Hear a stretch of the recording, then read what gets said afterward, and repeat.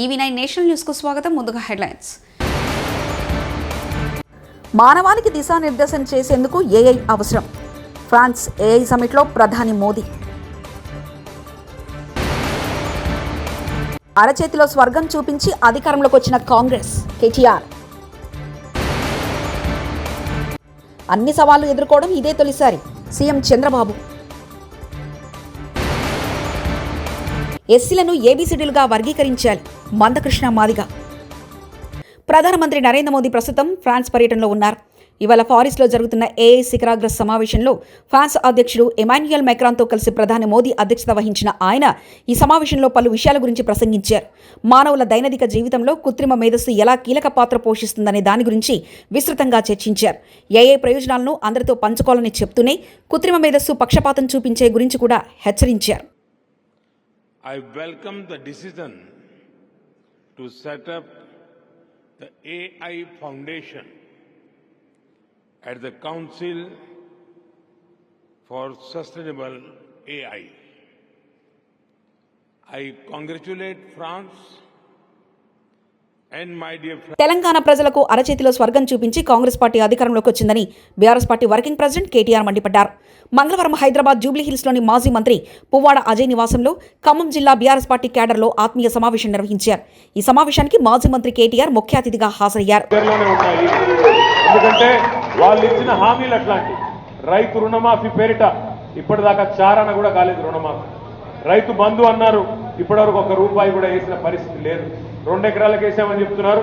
మెసేజ్లు వస్తూ ఉన్నాయి మాకు, అన్న నాకున్నది 30 గుంటలే, నాకేపడలేదు, ఎక్కడ 2 ఎకరాలని చెప్పి రైతులు మెసేజ్లు పంపిస్తూ ఉన్నారు. గ్రాడ్యుయేట్ ఎమ్మెల్సీ ఎన్నికల్లో బీజేపీతో బీఆర్ఎస్ కుమ్మక్కైందని పీసీసీ చీఫ్ మహేష్ కుమార్ గౌడ్ చేసిన ఆరోపణలు ఖండించిన బోయినపల్లి వినోద్ కుమార్, ఈ ఎన్నికల్లో కాంగ్రెస్ బీజేపీ అభ్యర్థులు గెలవరు, బీఆర్ఎస్ ఎమ్మెల్సీ ఎన్నికలకు దూరంగా ఉండడానికి ప్రత్యేక కారణాలు ఏమీ లేవు, ఇదివరకు కూడా బీఆర్ఎస్ పోటీకి దూరంగా ఉన్న సందర్భాలున్నాయి, ఎమ్మెల్సీ ఓటర్ల నమోదు ప్రక్రియకు బ్రిటిష్ కాలం నాటి పద్ధతులు అమల్లో ఉన్నాయి, అవి మార్చాలంటూ మాజీ బీఆర్ఎస్ ఎంపీ బోయినపల్లి వినోద్ కుమార్ వ్యాఖ్యానించారు. నా ప్రకారంగా ఈ ఎమ్మెల్సీ ఎన్నికల ప్రక్రియ లోపటనే చాలా తప్పిదాలనే బ్రిటిష్ పాలకులు పెట్టిందే ఇంకా కంటిన్యూ అవుతారు. కాబట్టి దీనిపైన మా పార్టీకి అభిప్రాయం ఉంది. సరే, పోటీ చేసినప్పుడు చేస్తాం, పోటీ చేయనప్పుడు చేయలేదు. ఇదివరకు కూడా ఒకసారి పోటీ చేసినాం, ఒకసారి పోటీ చేయలేదు. సరే, ఇది మా ప్రకారంగా దీన్ని డెఫినెట్గా మన పార్లమెంట్ ఎన్నికల్లో, అసెంబ్లీ ఎన్నికల్లో ఓడిపోయినాం, కొంత నిరాశ నిస్పృహలో ఉన్నాం, మీ ఓటర్ నమోదు కార్యక్రమంలో పాల్గొనలేదు, ఉన్న విషయాలు చెప్తున్నా దీని మొహమాటం లేకుండా. కానీ నా ప్రకారంగా వ్యక్తిగతంగా నేను ఇంకా పార్టీకి అండగా ఉంది, కానీ వ్యక్తిగతంగా నేను చెప్పేది ఏంటంటే, ఇది బ్రిటిష్ సామ్రాజ్యవాదులు పెట్టినటువంటి ఎన్నికల ప్రక్రియ. దీనికి చాలా మార్పులు చేయాలి. ఒక గ్రాడ్యుయేట్ ఉంటాడు, టీచర్ ఉంటాడు, అతనికి 2 ఓట్లు ఉన్నాయి, అదే రోజు పోయి టీచర్కి వస్తాడు, అదే రోజు పోయి గ్రాడ్యుయేట్కి ఎత్తాడు. మరి నాలాంటాడు ఇక్కడ ఎవరన్నా టీచర్లు ఎవరు లేవు, మరి మేము ఎవరు లేవు. మా కళ్యాణ్ అంటాడు మా వకీలకు కూడా ఒక ఎమ్మెల్సీ కావాలంటాడు, న్యాయవాదులకి. మా డాక్టర్ బిఎన్ రావు ఉన్నాడు, మా డాక్టర్లకు ఒక ఎమ్మెల్సీ కావాలంటాడు. కాబట్టి దీనిపైన పెద్ద చర్చ పెట్టాలి. దీన్ని తీవ్రంగా ఖండిస్తున్నాం మేము. లోపక ఎలాంటి ఒప్పందాలు లేవు, ఏం లేవు. మీకు ఎన్నికలు వచ్చేసరికి అటు కాంగ్రెస్ బీజేపీ అభ్యర్థులు ఇద్దరు ఓడిపోతారు. ఎస్సీ రిజర్వేషన్ల వర్గీకరణకు అనుకూలంగా తీర్మానం చేసినందుకు సీఎం రేవంత్ రెడ్డి ఎమ్మెల్యేలకు ధన్యవాదాలు తెలుపుకుంటున్నామని ఎంఆర్పీఎస్ వ్యవస్థాపకుడు మందకృష్ణ మాదిగ అన్నారు. మంగళవారం సీఎం రేవంత్తో భేటీ అనంతరం ఆయన మీడియాతో మాట్లాడారు. జస్టిస్ సెమ్ అక్తోబర్ నివేదికపై ప్రభుత్వానికి కొన్ని సూచనలు ఇచ్చినట్లు తెలిపారు. ఎస్సీలను 1, 2, 3 గ్రూపులుగా కాకుండా ఏబీసీడీలుగా వర్గీకరించాలన్నారు. ఎస్సీ రిజర్వేషన్ల వర్గీకరణకు అనుకూలంగా శాసన మండలిలోనూ శాసనసభలోనూ తీర్మానం చేయడం జరిగింది. సోదరులు రేవంత్ రెడ్డి గారు ఎంఆర్పీఎస్ ఉద్యమం ప్రారంభమైన ఒక దశాబ్దం తర్వాత దాదాపు ఒక 2 దశాబ్దాల నుంచి తను రాజకీయాల్లోకి రాకముందు, జెడ్పీటీస్ కాకముందు నుంచే ఎంఆర్పీఎస్కు అండగా ఉన్న సోదరులు. ఎన్నో సందర్భాల్లోనూ వర్గీకరణ ఉద్యమంలో భాగస్వామైన వ్యక్తి. సుప్రీంకోర్టు తీర్పు అనంతరం దేశంలో అందరికంటే ముందు శాసనసభలో వర్గీకరణకు అనుకూలంగా ముందుకు తీసుకెళ్తామని చెప్పి శాసనసభలో ప్రకటించడమే కాకుండా ఈరోజు షమీమ్ అఖ్తర్ గారి నివేదికను ఆలస్యం చేయకుండా ఆమోదం తెలిపే విధంగా నిర్ణయాలు తీసుకోవడం జరిగింది. అందుకు మేము ధన్యవాదాలు చెప్తూనే శాసనసభలో తీర్మానం జరిగిన దాని ప్రకారం వర్గీకరణను స్వాగతిస్తున్నాం. అందుకు అనుగుణంగా ముఖ్యమంత్రిగా నిర్ణయాలు తీసుకున్నందుకు ఆయనకు ధన్యవాదాలు చెప్తున్నాం. కానీ కొన్ని లోపాలు రిజర్వేషన్ పర్సెంటేజ్ విషయంలో కానీ, లేదా 1 గ్రూపు 2, 3 గ్రూపులకు సంబంధించిన విషయంలో ఒక్కొక్క కులం ఎందులో రావాలనే విషయంలో విద్య, ఉద్యోగ, సంక్షేమ, రాజకీయ రంగాల్లో అత్యంత వెనుకబడ్డ కులాలను ఎందులో చేర్చాలి, మధ్యస్థ కులాలను ఎందులో చేర్చాలి, బాగా డెవలప్ అయిన కులాలను ఎందులో చేర్చాలనే విషయంలో కొంత లోటుపాట్లు జరిగినట్టుగా మేము ఒక వినతి పత్రం ఇవ్వడానికి కూడా ప్రయత్నం ఇచ్చాం. దాన్ని సరి చేసుకోవడం ద్వారా పర్సెంటేజ్ విషయంలోనూ ఏ గ్రూప్లో ఎవరిని కలపాలనే విషయంలోనూ కొన్ని విజ్ఞప్తులు మేము చేయడం జరిగింది. లిఖితపూర్వకంగా కూడా ఇవ్వడం కూడా జరిగింది. అదే సమయంలో ఇక్కడ మేము మొదటి నుంచి ABCD వర్గీకరణ అనే డిమాండ్తో ముందుకు వచ్చేసాం. తిరుమల శ్రీవారిని సినీ నటుడు కార్తీక్ దర్శించుకున్నారు. మంగళవారం ఉదయం VIP ప్రారంభ దర్శన సమయంలో ఆయన కుటుంబ సభ్యులతో కలిసి స్వామివారి సేవలో పాల్గొన్నారు. దర్శన అనంతరం రంగనాయకుల మండపంలో స్వామివారి తీర్థప్రసాదాలను తిరుమల తిరుపతి దేవస్థాన అధికారులు ఆయనకు అందజేశారు.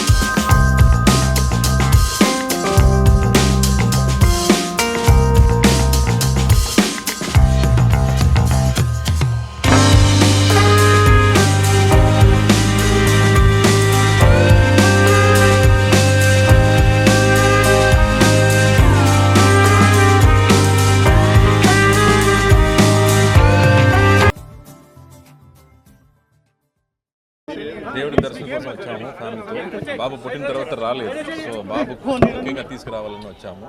చాలా బాగా జరిగింది దర్శనం. Thank you. ఇప్పుడు బాబా థియేటర్ ఉంది, ఆ తర్వాత సర్దార్ 2 జరుగుతుంది, ఖైదీ 2 రాబోతుంది. దుకాణదారులకు నష్టం కలగకూడదనే మద్యం వినియోగదారులపై భారం వేశాడట చంద్రబాబు. లిక్కర్ సిండికేట్ విక్రయించే ప్రతి సీసా మీద చంద్రబాబుకు ₹5 ముడుపులు ఒప్పందం కుదిరింది. కరకట్టకు నోట్ల వరద పారుతుంది. ఇది చంద్రబాబు మార్కు దోపిడీ అంటూ కాకాని గోవర్ధన్ రెడ్డి నెల్లూరు జిల్లా వైఎస్ఆర్సీపీ అధ్యక్షులు మాట్లాడారు. నేషనల్ రిటైల్ ఎక్సైజ్ ట్యాక్స్ ఏదైతే ఉందో దాన్ని సవరించి నిన్న ఉత్తర్వులు చేశాడు. ఉత్తర్వులు చేసే దాదాపుగా అన్ని బ్రాండ్లకు సంబంధించి 10 నుంచి 20% వరకు పెరిగాయి. దీనివల్ల ఏమైంది?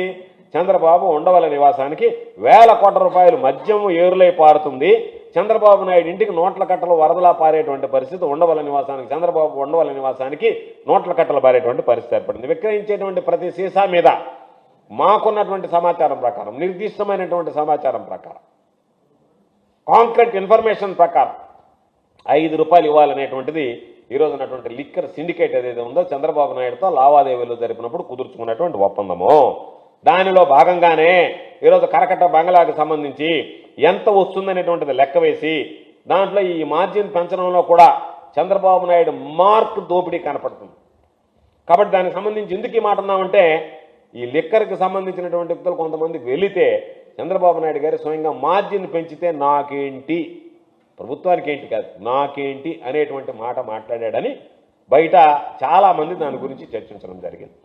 దాన్ని సూటిగానే అడిగాడు అనేటువంటిది మేము మాట్లాడడం కాదు, సొంత పార్టీ తెలుగుదేశం పార్టీకి సంబంధించినటువంటి నాయకులే చంద్రబాబు నాయుడు గారిని కొంతమంది మద్యం వ్యాపారులకు సిండికేట్ వెళ్ళి అడిగితే పెంచితే వచ్చేది ఏంటి, నాకేంటి లాభం ఉన్నట్టుగా అడిగాడయ్యా. ప్రభుత్వం ఏర్పడినప్పుడల్లా ఏదో ఒక సవాల్ ఉండేదని, కానీ ఇన్ని సవాళ్లు ఎదుర్కోవడం ఇదే తొలిసారని ఆంధ్రప్రదేశ్ ముఖ్యమంత్రి నారా చంద్రబాబు నాయుడు తెలిపారు.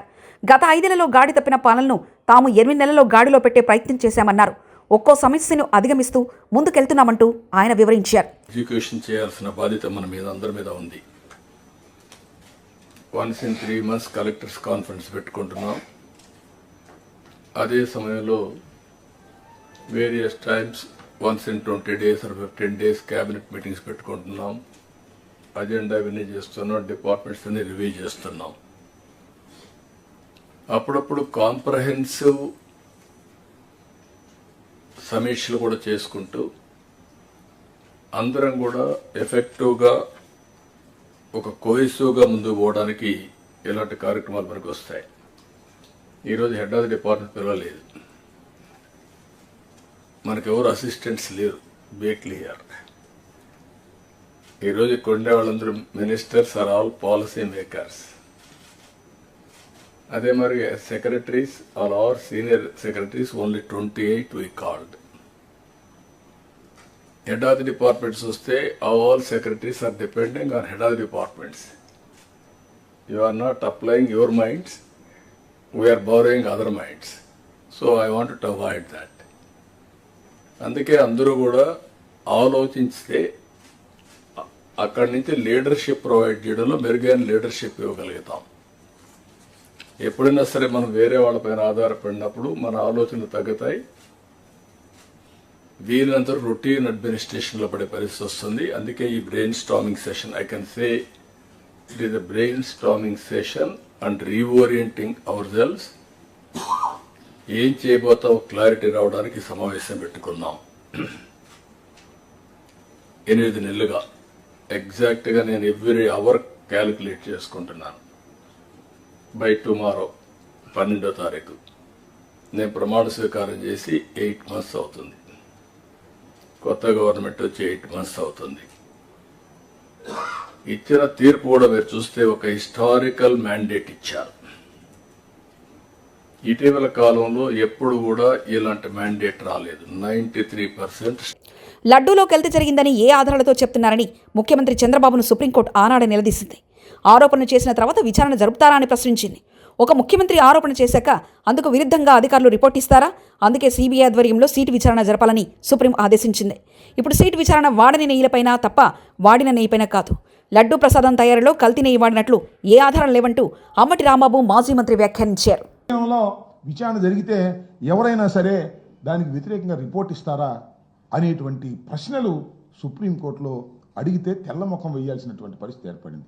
తర్వాత ఆ సిట్టును సరిచేసి సిబిఐ డైరెక్టర్ నాయకత్వంలో ఆ సిట్టు జరగాలని మళ్ళా దాన్ని పునర్వ్యవస్థీకరించి కొత్తగా దాన్ని సిట్ని మార్చి వేయటం జరిగింది. దాని మీద విచారణ జరుగుతున్నటువంటి సందర్భం ఇది. ఎంత ఘోరమైనటువంటి అంశం ఏంటంటే, ఒక భగవంతుణ్ణి అడ్డం పెట్టుకొని జగన్మోహన్ రెడ్డి గారిని, వైఎస్ఆర్ కాంగ్రెస్ పార్టీని బురద జల్లాలనేటువంటి ప్రయత్నం చంద్రబాబు నాయుడు గారు చేయటం చాలా దురదృష్టకరమైనటువంటి పరిణామం.